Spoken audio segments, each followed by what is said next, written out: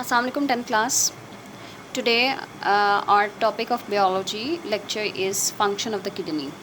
Previously we have started about the human urinary system, and then we did actually about the structure of the kidney, and after the structure of the kidney we did a long question of nephron, the structure and the functional unit of the kidney.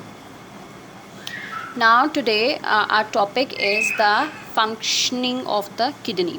ठीक है कि kidney का function क्या है. Basically अगर हम वैसे बात करें तो यूरिनरी सिस्टम का फंक्शन या किडनीज़ का फंक्शन है यूरिन फॉर्मेशन करना. ठीक है, सो बेसिकली तो हमारे पास किडनी का फंक्शन है urine formation, but this urine formation is divided into the 3 major steps. ठीक है, 3 मेजर स्टेप्स हैं और उन स्टेप्स के थ्रू हमारे पास यूरिन फॉर्मेशन होती है. सो अब ये स्टेप्स क्या हैं. The first step is a pressure filtration, second step is a selective reabsorption and the third step is tubular secretion. Now one by one we will discuss these points. Steps को हम discuss करेंगे और ultimately we will get to know how the urine is formed in the kidneys. ठीक है कि kidneys अपने urine formation का function कैसे परफॉर्म कर रही होती हैं.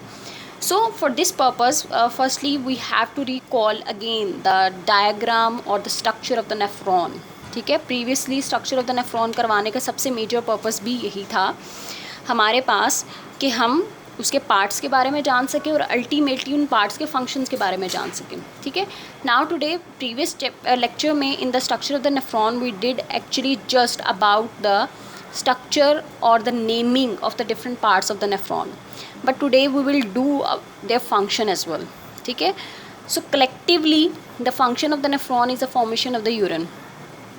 so nephron में हमारे पास urine formation कैसे होती है. सबसे पहले we have a renal tubule, we have a renal artery. ठीक है, renal artery क्या कर रही है, हमारे पास हार्ट से ब्लड लेके आ रही है.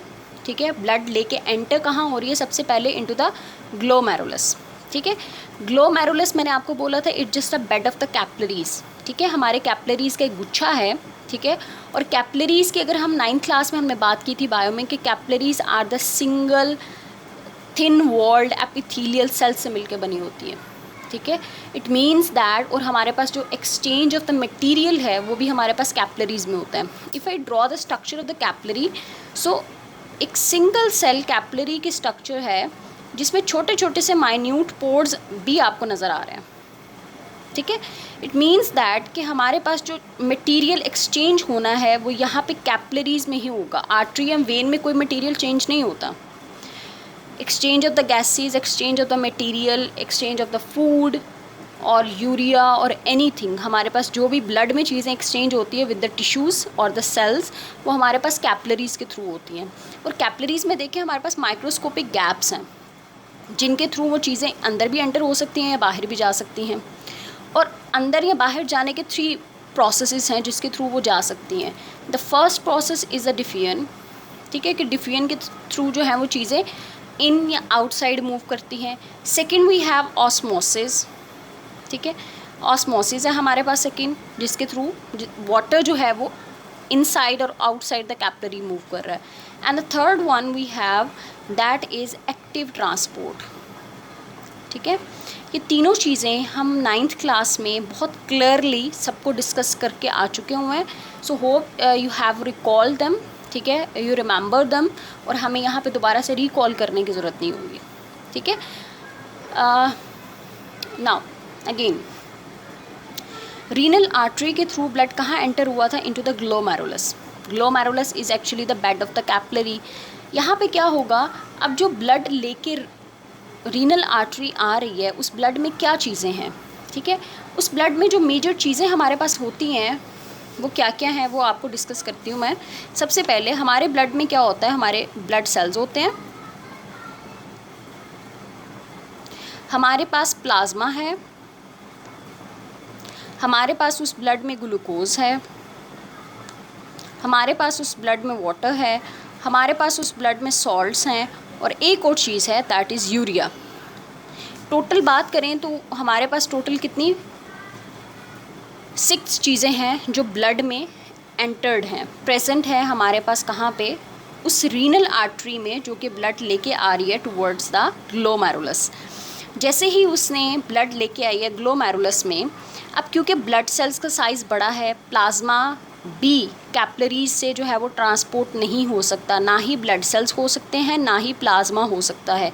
सो बाकी चीज़ें क्या बची? Urea, glucose, water and salts. These are the 4 things that will enter. ठीक है, आर्टरी में अगर हमने बात की थी, प्रेशर की भी बात की थी, क्योंकि आर्टरी डायरेक्टली हार्ट की तरफ से ब्लड लेके आ रही होती है, सो आर्टरी का प्रेशर भी ज़्यादा होता है। ठीक है, सो जब भी हमने ब्लड प्रेशर को मेजर करना होता है, हम डायरेक्टली आर्टरी से ब्लड प्रेशर को मेजर करते हैं। सो यहाँ पे क्या हुआ, जैसे ही आर्टरी ब्लड लेके आई है, ठीक है, अब यहाँ पे जितनी ये चीज़ें हैं जो कि कैपिलरी से बाहर निकल सकती हैं, कौन कौन सी थी? ग्लूकोज था, वाटर था, सॉल्ट था एंड यूरिया थे। वो सारे के क्या होंगे, यहाँ पे जितने भी माइन्यूट पोर्स हैं, ठीक है, वो यहाँ से निकल के कहाँ पे एंटर हो जाएंगे? Into the next cup shaped structure that is actually the Bowman's capsule. ठीक है, and this is called the pressure filtration. Pressure कहाँ से आ रहा है? आर्टरी से। ठीक है, कंसीडर कर लें ये हमारे पास एक फ़िल्टर पेपर की तरह कैपिलरीज काम कर रही हैं कि अब जो चीज़ें बड़ी होंगी फ़िल्टर पेपर के पोर्ट से वो बाहर नहीं जा सकती, और जो छोटी होंगी वो ईज़िली यहाँ से पास हो के पोर्ट्स में से एंटर हो जाएंगी into the next part that is actually the Bowman's capsule. And this process is called, this was the first step of the kidney function and that is actually the pressure filtration. ठीक है, और वो filtrate, ठीक है, वो चीज़ें जो हमारे पास यहाँ पे एंटर होंगी बोमेन्स कैप्सूल में, that is called the glomerular filtrate. नाम क्या होगा उसका? Glomerular filtrate. और वो कौन कौन सी थी? Glucose, water, salts and urea. ठीक है, वो सारी की सारी बोमेन्स कैप्सूल में एंटर होगी। Now from the Bowman's capsule they have to enter into the first portion of the tubular system that is actually the proximal convoluted tubule. So यहाँ पे जितने भी हमने पढ़ा था, proximal convoluted tubule, distal convoluted tubule, loop of Henle, हर एक की एब्जॉर्प्शन हर पार्ट में डिफरेंट चीज़ की एब्जॉर्प्शन हो रही है। ठीक है, अब इसमें से हमारे क्या चीज़ ज़्यादा इंपॉर्टेंट है? यूरिन में अगर हम देखते हैं तो यूरिन की कंपोजिशन में यूरिया सबसे ज़्यादा होता है, सॉल्ट्स बहुत कम होते हैं, ग्लूकोज बिल्कुल नहीं होता, और वाटर जो है वो अकॉर्डिंग टू द सिचुएशन हो सकता है। अगर बॉडी में आपने बहुत ज़्यादा वाटर इनटेक किया हुआ है तो यूरिन में लार्ज अमाउंट ऑफ वाटर हो सकती है। अगर आपने कम वाटर इनटेक किया हुआ है तो आपके पास यूरिन में वाटर की जो है वो अमाउंट कम हो सकती है। सो जो पहला पोर्शन है प्रॉक्सिमल कॉन्वोलेटेड ट्यूब्यूल, वहाँ पे किस चीज़ की एब्जॉर्प्शन हो रही है? ग्लूकोज और वाटर की, क्योंकि ग्लूकोज बॉडी को रिक्वायर्ड है, बॉडी को एनर्जी ग्लूकोज से मिलनी है। सो ग्लूकोज को तो बॉडी यहाँ से बाहर जाने नहीं देगी। ठीक है, सो सबसे पहली चीज़ जो प्रॉक्सिमल कॉन्वोलेटेड ट्यूब्यूल में एब्जॉर्ब होगी वो हमारे पास है ग्लूकोज, और अलॉन्ग विद दैट हमारे पास क्या चीज़ एब्जॉर्ब हो रही है? वाटर एब्जॉर्ब हो रहा है। देन जैसे ही वो फिल्ट्रेट यहाँ से प्रॉक्सिमल कॉन्वोलेटेड ट्यूब्यूल से ग्लूकोज एब्जॉर्ब हो गया, एब्जॉर्ब होने के बाद now move towards a loop of Henley. Loop of Henley की बात करें तो हमारे पास 2 लिम्स हैं इसकी। ठीक है, 2 लिम्स का मतलब है कि एक ट्यूब पहले नीचे आ रही है और फिर यही ट्यूब कर्व होके ऊपर की तरफ जा रही है। This is called the ascending लिम, और ये वाला है हमारा डिसेंडिंग लिम।